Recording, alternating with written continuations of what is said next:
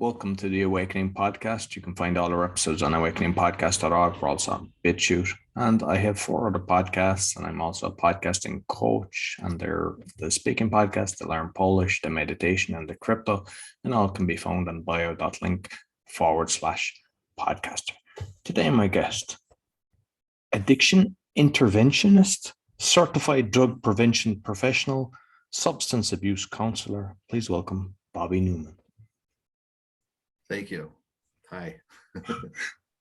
So that's a lot of things that you're doing, and I know you're helping people with addiction. So I suppose the first thing we'll do is start off on your own journey, because just how you got into all of this. Well, I went through my own program about 21 years ago. I went through. I was addicted to methamphetamine, alcohol. Started out with alcohol, then it was marijuana, and then I got addicted to stimulants, and ended up, using drugs for about 16 or 17 years. And the last, 7 or 8 was very heavily, and almost ended up in federal prison, and was fortunately given the opportunity to go to rehab instead. And as I went through the program, things started happening. I evolved, and I was able to handle some pretty heavy, underlying issues, and turn my life around. And so in doing so, I wanted to reach out and help others. And one of the things I want to do is educate kids. And I had my oldest son was 8 years old at the time. So I got into drug prevention at that time, and was able to be involved with setting up 2 drug education programs in various parts of the United States. And we ended up reaching over 650,000 kids in over a 10-year period. And then I got into intake counseling. I got into discharge planning of people that had gone through. I was with a particular treatment program for about 16 years. And then I went out on my own as an interventionist, because I had developed a knack for doing interventions on people, working with families with loved ones who were struggling with addiction but refusing help. And through that, was able to, start my own business about 5 years ago. Excellent. So that's what led into where I'm at now. So I suppose, because I suppose being a parent is probably the most important thing, and a lot of the time the children is involved in, whether it's alcohol or drugs, whatever, before, a long time before. What's the best way of kind of engaging with a child, and perhaps even finding out? Just being aware, folks always ask me, what's the best way to,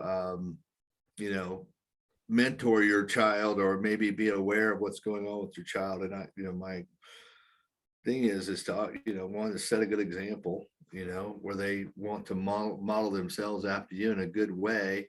Also be a person to which they would feel safe coming and talking to when they have things going on and they need to discuss. And, obviously there's certain times you have to be a parent, and you have to, keep them in, keep the boundaries in, I should say, but doing so in a manner to which they feel like if there's an issue going on, that they can come and talk to you, if there's things that they've got going on. And being aware of, if a kid is, who they're hanging out with is a big indicator. They're hanging out with a bunch of knuckleheads. Trust me, there's something going on there. But if they're hanging around with kids that are trying to improve themselves, that have goals, that are constantly striving, have strong interest in things and positive activities, that's a good sign. So are mistakes going to be made along the way? Of course, but it's trying to help guide them and mentor them in a positive way. That's really important, and being aware of what's going on with them.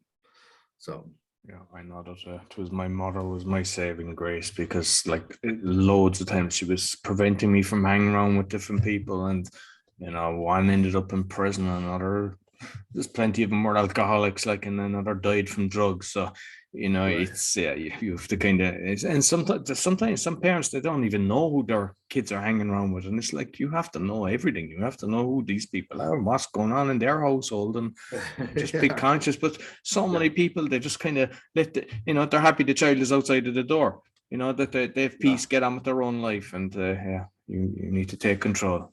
Well, you know, it's funny because a lot of times by the time I get involved as an interventionist, the addiction's been going on for years, and people are like, they have no idea what's happening. They're totally oblivious.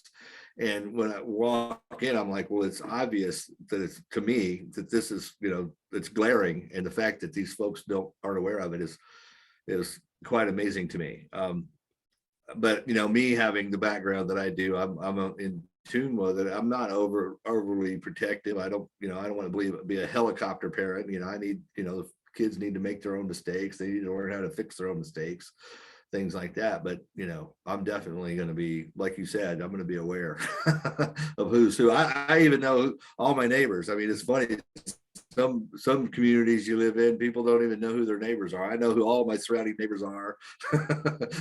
It's just a matter of me being that type of person. You know, it's not that I'm nosy and want to go and look. I'm just going to say hi to people and go over and meet them and hello and how's it going? And you know, unfortunately, I met the neighbors behind me because my dog got out and went over and caused some damage. But you know, we ended up in a good spot with them. So, but You know, if I've got if you can get neighbors that got your back, you know, instead of that are kind of, you know, their noses in your business, then it's good.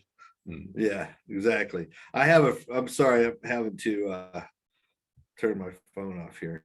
Should have done that. But I have a neighbor across the road. I call him State Farm. It's like there's a commercial here in the United States called State Farm, like a good neighbor. So I call him State Farm because he's a good neighbor. He's just a good guy. He's been here for a long time. And anyway, just really good person. So you mentioned at the start that you kind of, you know, you could have went to prison, but they kind of allowed you, you know, to kind of get yourself sorted. And like, I see so many people going to prison, especially in America. Like, it's massive, and it's not the right place to put them unless obviously a serious crime is committed. When they're in, like, even here, like I know a guy, he was selling marijuana and he got 7 years in jail, and it's like, it's not the right way to, you know, rehabilitate. That's why so many people go back in. Like, they're then surrounded with the wrong people while they're in prison. Well, you know, the thing of it is for me, I got introduced to, you know, I'd been arrested many times throughout my life. And the last time I was arrested, it was for federal charges. And I got put in a jail that was 80% of the people in that jail were going to prison. And so I got introduced to the public that was going to be in prison. It wasn't just like where I'm from in a rural part of America, small town America, where I would get put in jail and I would be around, you know, it wasn't a big deal because I knew a lot of the people that I was in jail with. And so this was different. And I was smart enough to walk into the federal courthouse and negotiate my charges from 7 years down to 2 weeks and 300,000 in fines down to 2,500. I did it all without an attorney, but then I was addicted enough to where I kept violating. And fortunately, my family had done the research and was able to find me, well, why don't you go to rehab instead of going, because you're going to mess around, you're on probation. So you're going to mess around and go to jail. And I turned them down. The first time they came and talked to me, I said no. And then I had already violated, I'd messed up the deal that I'd made, which was, you know, I did it all again without an attorney, but I was stupid enough to then violate that enough times to where finally the court said, look, one more time and you're going. And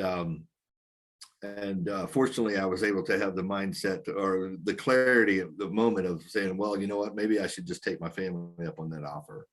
And I went over and did that. And, you know, I didn't go because unfortunately, I didn't go because I thought it would actually help me. I went because I thought I didn't want to go to jail. And that was the amount of pressure that it took for me to overcome and confront my drug case and get off drugs. And, but unfortunately, the program I went through was very, very thorough and very successful. And it really changed my life. I mean, my life's been a miracle since. I never would have thought that would have happened. And for most addicts that I deal with, I don't, you know, it's hard to convince them that things can be different, that they could actually get help and be helped and change.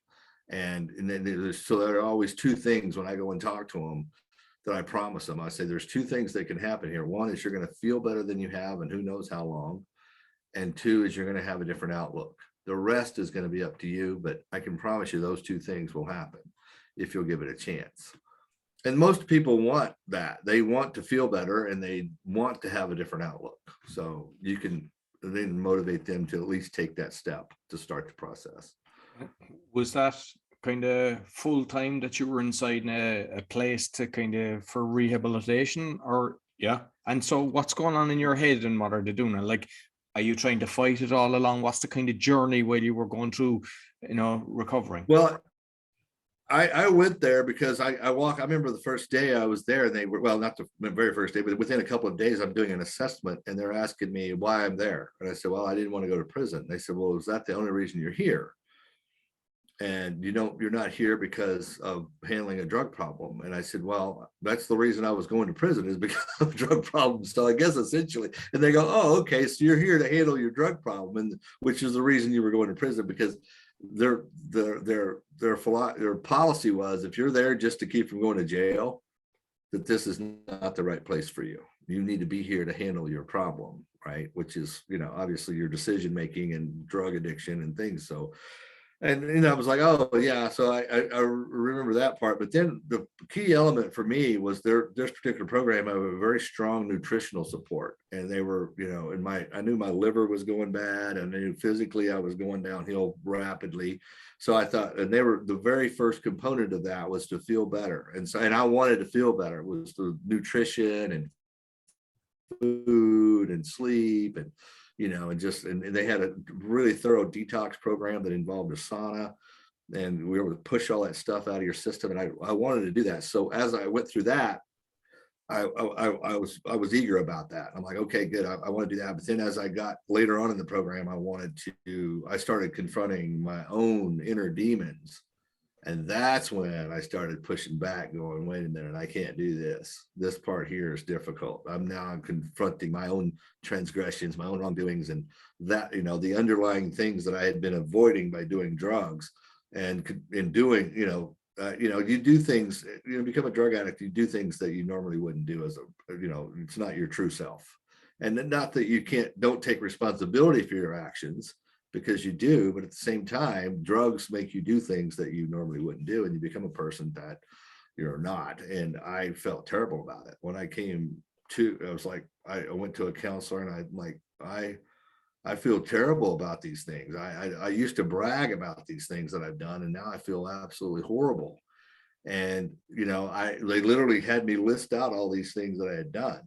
And I showed them to the counselor, and I remember, and he says, but the point of there, you asked me the question, did I fight it? Well, I wanted to leave at that point. And I'd already been told if I left, I was going to prison. There's going to be a warrant for me, and I'm going to jail. But I still was like, maybe that's a better option than having to confront this stuff.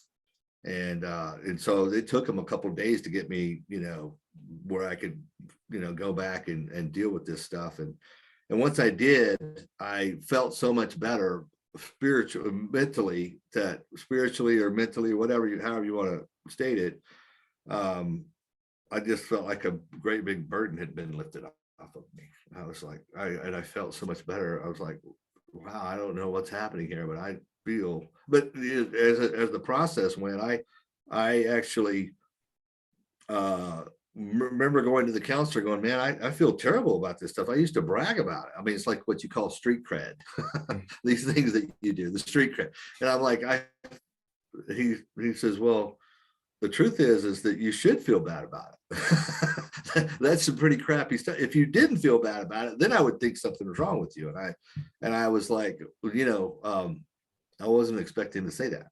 And, but then it was true. And he said that, well, the reality is, what are you going to do about it? And I confronted one of the biggest the biggest barriers to overcome in achieving recovery are the cravings for the drug or alcohol, the depression and the guilt or the depression that comes along with not having the drugs, the alcohol, or the condition of your life. And then the guilt. The guilt is an underlying thing that a lot of people that comes to the surface as you then are no longer numbing yourself with the drugs and alcohol that causes you to, or, you know, a lot of people to revert back because they feel so terrible about themselves and about what they've done. And, you know, and we have to, it doesn't mean you have to live with it forever. You can move it on. You can, you know, handle it, take responsibility for it, and move on. So, and that, which was fortunately, was what I was able to do. But had you been able to spell it out for me in the beginning, I don't think I would have been able to do it. Somebody literally had to take me by the hand and walk me down the path. And as I was going down the path, I experienced the changes. Me going in and saying, oh, I'm going to, you know, it's hard for me to explain, but I'm going to do this and I'm going to have this result. It doesn't work that way. You have to go through the process to have the result. So, you know, when you get out, then is there a part of it that you're kind of, maybe, I suppose, apologizing or kind of trying to get forgiveness from family members or those that you've hurt that perhaps prior to going in you didn't even realize that you were hurting them? yeah, that's the truth. I mean, I remember walking back to my room one day, it just hit me like a ton of bricks, the things that I had done. You know, it's like, and I just remember sitting down and just crying my eyes out, going, man, I can't believe it. I can't believe. And then, but then but then fortunately I was given the opportunity to make amends. You know, some people with the 12-step approach, they're, you know, it's take a moral inventory and then, you know, then go out and, you know, make amends to those you've wronged. And other programs, it's make up the damage, you know, and you go out and you list out, okay, what did I do and how did I do it? You feel better about yourself, but at the same time, you go out and take the steps to where you can now, you know, make up the damage that you've created. And so, you know, it's like a lot of folks when I was doing discharge planning, when they would go home and they would say, well, you know, they were supposed to go up there and make amends. And I'm like, well, or make up the damage. And I'm like, well, what'd you do today to make it? I'd be doing follow up with them. And what'd you do today or this week? And they'd say, well, I made my bed every day and I cleaned up my room every day and I did this every day. I'm like, okay, well, that's okay. Now, what did you do to make up the damage? Those are the normal things that you should be doing anyway. Now you have to go above and beyond to oh, what do you mean? I said, yeah, you have to repair the damage that you did. That means, what did you do for your mom or your dad or your family or those that you've wronged? What have you done? You know, you've got to do that. You know, it's like, and then oh yeah, I guess I better, you know, maybe I ought to, you know, paint that room or, you know, clean out the garage or do whatever, you know. So. And like those that, like I see some videos in America, the opioid problems. There's so many people now. Because a friend of mine just came back from New York, and he said it's just unbelievable. But he said he saw a lot, you know, because he was there a good few years ago, and I think with, you know, what's going on in the last 2 years, loads of people lost their jobs, and you know, Yeah. when you're depressed, you actually resort to either alcohol or drugs, you know, because of financial problems usually as well. You know, there's always a chain reaction. So like, I suppose knowing, and like, I know you have a system and we'll go through that as well, but like, how are people getting into this, that they, like, even if they're on the road to it, that they can be self-awareness to kind of step back that without even realizing it, if you know what I mean? That's a great question, because, you know, I had a friend of mine years ago when I was in Hawaii that he was in the military, and on the weekends he had a really good, nice family and a military career and a planned out path, and, you know, was doing quite well as far as his progression. And, you know, on the weekends though, he'd have barbecues and have his friends over, and they would drink, and he would sometimes drink too much. You know, and in my observance of him though, they had a little girl at the time, and the wife would stay sober. She wouldn't get, you know, and he might get really inebriated, but the wife would stay sober in case there was a situation that needed to be dealt with. Somebody was of sound mind. Sometimes it would be the other way around, and he asked me, he said, do you think I have a problem? And I'm like, do you think I drink too much? And I said, well, you know, that's not, I'm not going to evaluate for you. I mean, you know, all I can say is that if you can put, you know, your career, your health, and your family, and everything that matters to you in one hand, and alcohol in the other, and you choose the alcohol, obviously you have a problem, but, and I knew for him, I knew what was important to him just by his actions and things. And obviously his family, his career was very important. Unfortunately, people cross that line to where now the alcohol or the drugs become more important than anything else, and it's like even for me, years ago, I was trying to do things that would improve my life. I mean, I completed trade school. I had property at one point. I, wanted to do things that would, be conducive to a happy life, but yet I wasn't giving up all the things that would prevent that from happening, which is drugs and alcohol. So I wasn't able to evaluate that properly and go, what do I need to cut out to be able to get where I want to be? And so that's where, unfortunately, a lot of folks can't see that. So, and they cross through that gray area, but it's too late. They're addicted. They become addicted, and then, it usually goes on for years. So, and like with the interventions, like prior to going into the interventions, because what I've noticed, it was somebody that I was with, a partner that I was with, won't give names, but like I saw that there was a drinking problem with a family member, and it was like everybody kind of turned the other way.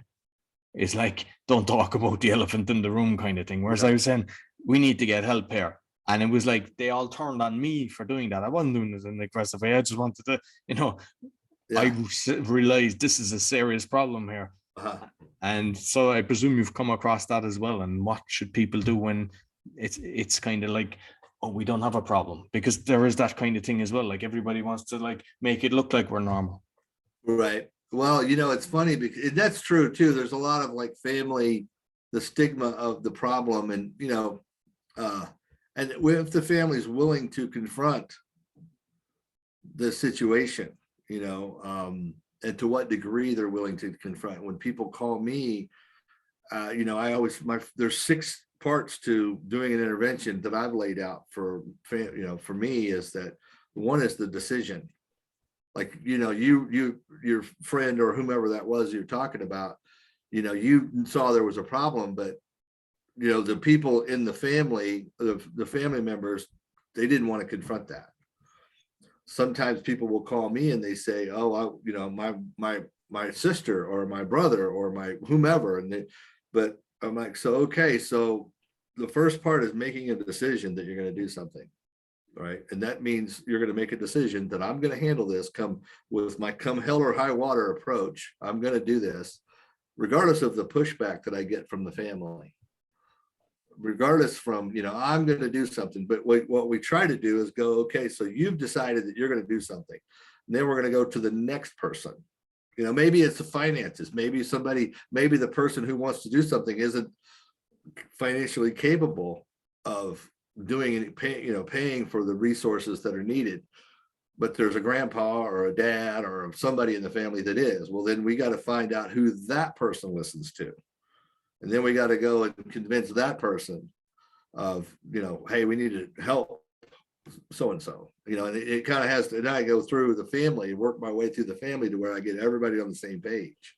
And but there has to be a decision by somebody to confront that. And I used to, my brother-in-law, he's a sales manager at a dealership where I'm from, and he's like, we were talking about handling people and and convincing sales, and he says he has to usually talk to 1, maybe 2 people at the most when it comes to and I have to go through sometimes 6 or 7, and sometimes have to have conference calls, because my goal is when I do an intervention, I have to have everybody on the same page. I can't have somebody from the external coming in and from the side and going, oh, they've been watching this problem for all these years, and now that the family is going to do something about it, I have an idea. This is how we ought to handle it. Well, you've been watching it for the whole time and done nothing. So, and I have to prepare people as we go through that. And those are the folks that I watch out for, because those are the ones that may not want that person to get better, to be honest with you. They may have a hidden agenda. Sometimes it sounds to me like in your case that maybe the family just didn't want to, maybe it was too much, and they felt like, that maybe it would, I don't want the person to be mad at me. Well, would you rather them be mad at you than or dead? You know, so which was going to be better? I mean, I certainly wouldn't want to know that I sat back and watched somebody drowned and didn't do anything. Oh, there's nothing I could do. And sometimes people can feel comfort in that. I happen to know differently, so it's different for me. 85 to 90% of the time, interventions work. You can't force somebody into treatment. Well, the truth is that nobody goes to treatment because they're like, nobody does handsprings into treatment. They go because there's been some adverse event in their life that's caused them to make that decision. And I suppose the deep down, they mightn't even admit it at the time, but deep down they know that people care about me, that they're actually gathering together and making the effort that they want me to change. Yeah, that's right. I've had people that even told me on the way to treatment going, the only reason I'm here is because sometimes even family members that have odds or are at odds with each other, but they have a positive influence on the person who needs help. We'll get them together and go in the same room. And I've had to have families that I've had to literally run family conflict, almost like family counseling on them before we did the intervention. And I'd say one family, they'd get mad, they'd start fighting, and they'd all go to the other opposite ends of the house, and I'd have to gather them all back up. And then about the third time, I started getting mad, and I said, "Look," I said, "You want to save this guy's life?" And he said, "Yeah." I said, "Well, then get your ass back and sit down and don't do this again." I said, "This is it. One more time, and I'm leaving." You know. And then when he walked into the room and he saw everybody together, it had such an impact on him that he just looked at me and kind of shrugged his shoulders. And he told me on the way, he said, "I know how those folks feel about each other." And the fact that they were able to gather together in the room for my benefit meant a lot to me. So it goes a long ways. So, what about? And then a lot of times the opposite of that, the addict has been purposely dividing everybody. It's kind of like a little kid. Sometimes he'll go to mom or he'll go to dad, depending on what answer he gets, and back and forth. An addict will do the same thing. And if he can keep everybody at odds with each other, so that another fundamental thing is bringing everybody together. So we're now, for that person's benefit, trying to help them. And people sometimes will react and say, "Oh, I can't believe you did this to me." And the response is that I can't believe I'm having to do this for you. It's not to you, for you. I can't believe I'm having to, but I'm willing to because I care about you. And and I sometimes even get them to look. I said, "Man, look around." I said, "Do you think these folks actually want to be here doing this right now? There's lots of things they'd rather be doing. They'd rather be having a barbecue, and everybody having great, talking about how great life is. But unfortunately, they can't do that right now." They're going to be able to do that hopefully months later when you get back. But right now they can't do it. So because they care about you. Somebody they care about is in trouble and they need to help them. So what about if, because like I've seen this as well, is you have somebody that's kind of like the savior of the person that's gone through the addiction, and it's not that they're getting cured, but when they do, because the person is like their go-to person, like normally spouse, they actually don't want them to cured, if you know what I mean.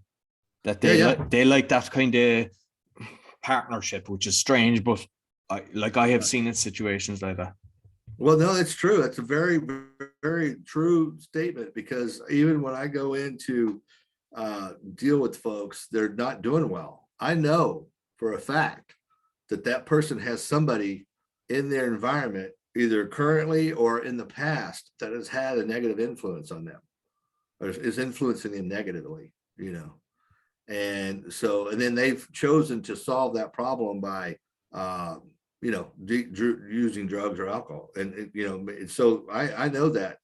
And hopefully that gets handled as the person goes into treatment. And you have to be very tricky in handling the family ahead of time to be watching for that, because sometimes people, they don't want the person to get better.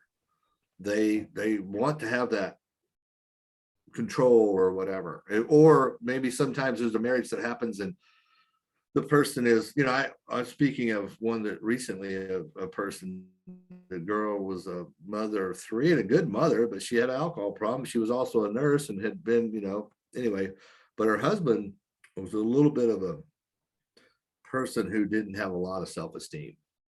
So his guy, he felt like that per the family's opinion, that he felt, and with him not being on board with us helping this girl, the likelihood of us having success was going to be not that great. It was just going to be really what I call a low percentage shot. But and I got the idea that he was afraid of her getting sober and getting better, because maybe she wouldn't want to have anything more to do with him.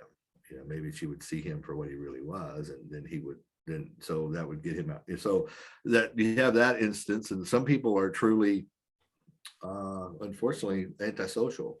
So, and those are the truly antisocial folks. You can't really tell that they're antisocial.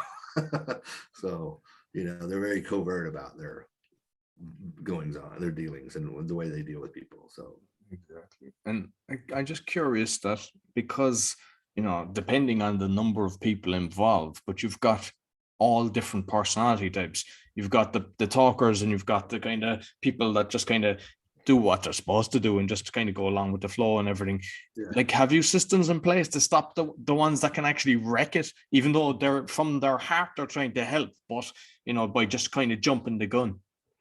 Well, that's the thing, is when I always sit down with everybody before we do the intervention, because I don't need a cowboy out there. It's what I call a cowboy, somebody coming in from the side with their own ideas. Sometimes once we work it is a group effort, and sometimes the family will come together and they'll come to the table, and matter of fact, they'll even do things that I'm thinking in my back of my mind, I'm going to use that later. I had a pastor one time that was doing an intervention with me, and it was some work. We had to go in and handle. The kids decided they were going to help their dad, so but we didn't have any idea how we were going to do it, because the mom was so submissive to the dad that she was, so we had to kind of go through the process of, okay, well, how are we going to do this? And so they brought up these family friends that were in their church that were really respected people that the mom really thought a lot of. And I said, okay, great. So we went over, we're going to go meet with them. Right. So we went and met with them. And then as we were discussing with them, they thought, well, we're going to bring in the pastor. So we brought in the pastor. So we got all those folks together. And then we said, okay, now we're going to do the intervention on the mom, because the mom is the one that we got to handle to get the dad handled. So we brought the mom in. So she sees the family friends and the pastor all on board. So she now feels strong. She's got some backup, some strength. She can now go in and confront. And the guy was a super good guy. He just had a raging alcohol problem. But the pastor comes in, and this is after hours. I mean, we've been going through the process all day long of handling these people. And then we get to him, and probably 5 or 6 that evening, we get in front of him, and we several hours at it.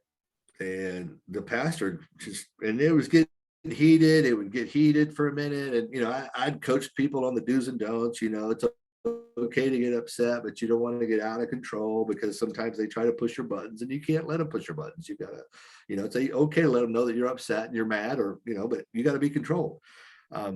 But the pastor came in and you could tell, he just told everybody, all right, everybody just shush a minute. He went in, and you could tell by the way it was going, there was only one answer that that was going to come out of this, and I'm like, hands off. I let it go, because it was beautiful. It was a beautiful thing to watch. And I told him, I said, I want to take you with me everywhere. But you have some people that come in and they sabotage it. And I've had people that, out of the blue, that have showed up. Oh, this is my family friend. This is my childhood friend. I've known her since forever. And, she really wants to help. And she totally came in, as blindsided me, because I told him, I want to meet with everybody first. I want to know who everybody is. I'm basically the quarterback. I got to look and see what pieces I have, and I got to coach them, and I got to, guide them in the right direction. Sometimes as the intervention goes on, I'm the guy who will, can handle these guys. Sometimes I'm not, and sometimes once the family generally knows what to do, they'll carry it out. Once they know what to do and what not to do, they're part of the process, and it just goes along smoothly. This particular situation, the lady came in and she'd had a son, and she wasn't able to afford to send her son to the type of program that her friend that I was working with was sending her son to. So she was a little bit of like, didn't want her son to have the same treatment that, anyway, so she totally sabotaged the whole thing. So, and it was like, anyway, so you definitely have to be aware of that. So long answer to your question. No, it's good. I'm just curious for yourself as well, because obviously there's a lot of emotion and maybe aggression at times. How do you kind of keep your calm and keep positive and not let it to bring it home with you? Because, like I just know from this, like the podcast, when I'm exposing all the fraud and corruption, I don't let it get into me. Whereas I've got friends that are doing the same and they get seriously depressed from it. And I would assume the same with what you're doing, because you're getting so close to the families or the people involved that you're not going home and you're able to sleep at night, basically. There have been a couple of times that I have, kind of had situations that, I was unable to shake off, and a couple of times, not many, but I also go and do my own therapy. I go and do my own therapy. I go and do my own counseling, my own, what they call self-care. I do things that are going to be, help me not carrying around that baggage, because people ask me when I go in to do these interventions, how do you do? Because it's very emotional. It is emotional. And they ask me, how do you do this? And I'm like, well, I mean, I'm not connected as you are, but at the same time, I know what the result is. If we can push through this, I know the ending that's coming. It's gonna, like, we're swimming for shore. And there's, we've bailed out of the boat and we're swimming for shore. And there's a dang tidal wave and all kinds of crap in between our way. But I know we're going to the shore. We're gonna have our feet on dry ground. So I know what, and a couple of months later, I'll get my reward when people call me and say, hey, I had one lady in California that said my son has called me to, and it was a battle. I mean, I had to go in there and get in this guy's face a couple of times because that's what that situation warranted. But he said he was afraid of, I've always relapsed. And if I go out and I go to this program and I come back and not relapse and I die, it's your fault. And I said, listen, with some very colorful language, I said, listen, dude, I said, if you go out, and go to this program and come out and relapse, it ain't my fault. It's yours, because I'm trying to get you to live. And you've made the decision to die. That's yours. So I'm trying to get you to live. That's what I want. And he looked at me like nobody had ever, it's almost like somebody slapped him in the face who said him that. But I said it to him very loudly, right in his face, like, don't try to, don't, that's all stupid. It's dumb for you to even say that. And I'm going to call you on it. And it was almost like getting slapped in the face. And wasn't too long after that, he came around and we ended up traveling all the way across the country to go to a rehab program and had a relatively decent time of it. I mean, it was, considering what we were dealing with. I mean, but, it was just two guys traveling. So anyway. So I know you've created a course. Was it an online course? You're trying to help people kind of online, basically, with what you're doing, yeah? Well, it's basically, I find that the easier I could do my job, I mean, the better training and prepared that I could prepare the family, obviously, the easier my job is and the better result that I could have. So if I could, and sometimes people are like, how are you going to confront something that has been consuming your life for years? And how are you going to confront something of that magnitude if you can't even confront the information that you need to be able to handle it?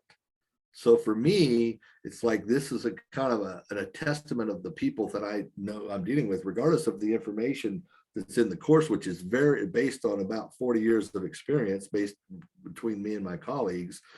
But it's also,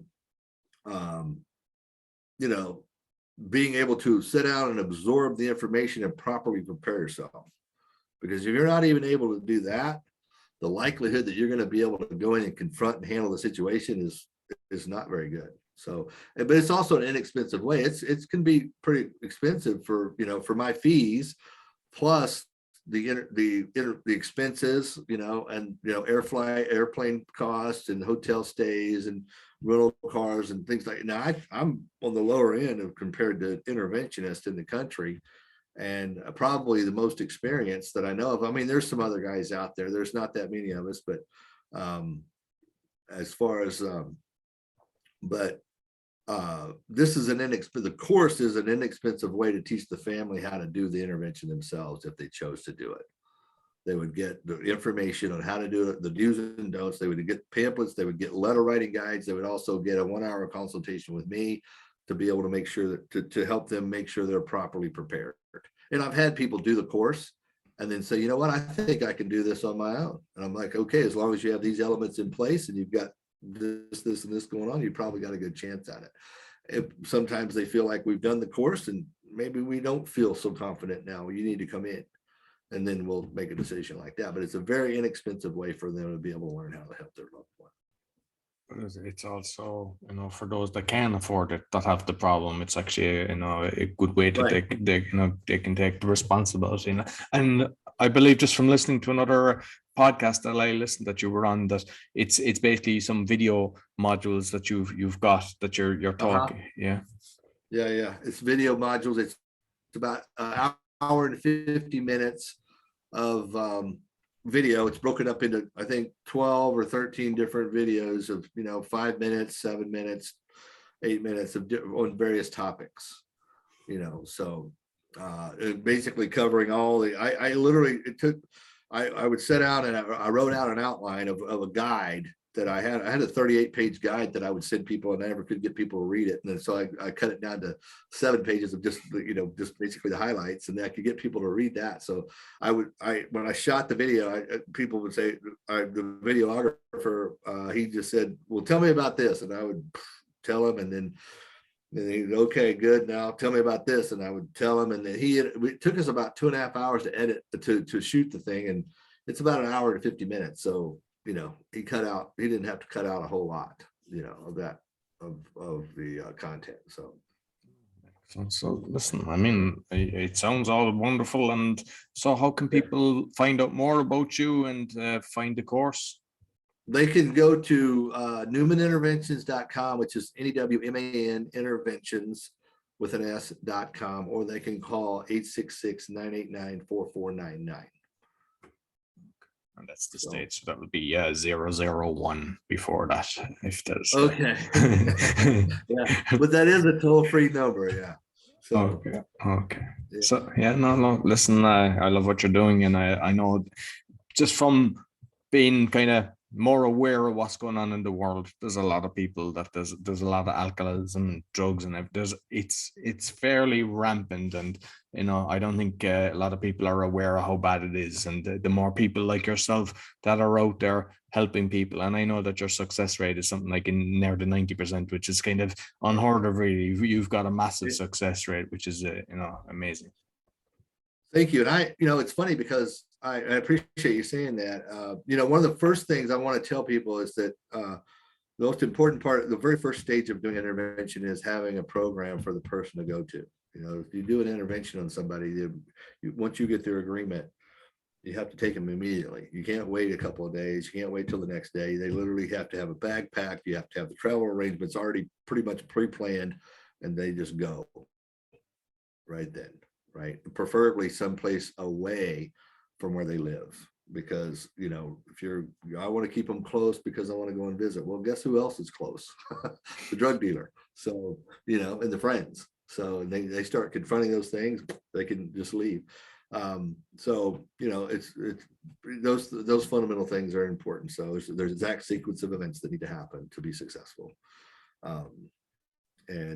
And I've laid those out, and this is based on times that I felt like, well, this is going to be easy, and it wasn't. Then I thought this is going to be a nightmare, and it turned out to be. And I had to go and look and see what were the elements of each one of those situations that allowed for them to be exactly opposite of what I expected, and then preparing for that. Anyway, I could go on and on about it. No, but it's brilliant. And I put all the links. So is there anywhere else, any other links or anything, or just that website? Well, they can go to newmaninterventions.com, and then we actually have a life coaching program that we're doing for people that have completed treatment that need further coaching, called Angel Life Coaches. They can go there as well. angellifecoaches.org. Either of those locations, they can get in touch with me. So. Okay, great. Yeah. Listen, love what you're doing. So thoroughly enjoyed our conversation. Bobby, thank you very sir. much. So that's all for the Awakening Podcast. You'll find all our episodes on awakeningpodcast.org, as mentioned, from BitChute. And this one can go on my own personal YouTube because the Awakening one was removed because they don't like me telling the truth, but this one will be okay, so you'll find that as well. And be sure to give us a thumbs up, 5-star rating, share with your friends. It all helps. Until next week, take care.